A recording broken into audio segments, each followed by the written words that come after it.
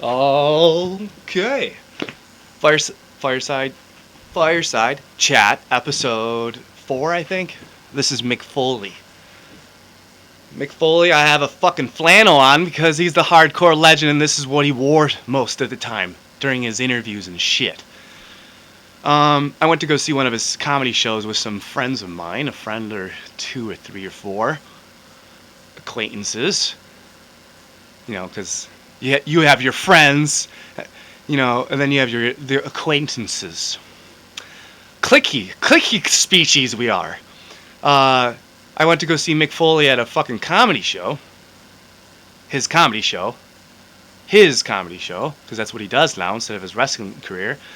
And sometimes I think he has people ask him questions or something, and he gave me the cue to say something, I think. And I yelled out, "Are you ever going to wrestle again?" And he goes, "Oh." And it was an awkward moment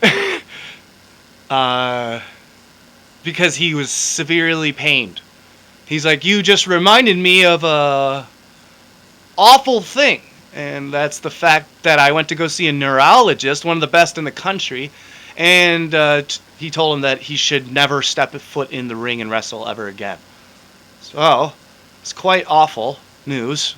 I felt really horrible, and I told that to his face when I was getting this flannel signed on the back here.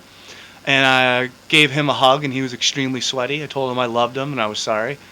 And I hope something happens where medicine improves so he can, perhaps get thrown off the cage one more time by The Undertaker when they're both 70. But yeah, that's the time I met Mick Foley. The Hogans or Doug Stanhope or Russell Brand or someone next. Keep watching, please. Subscribe or whatever.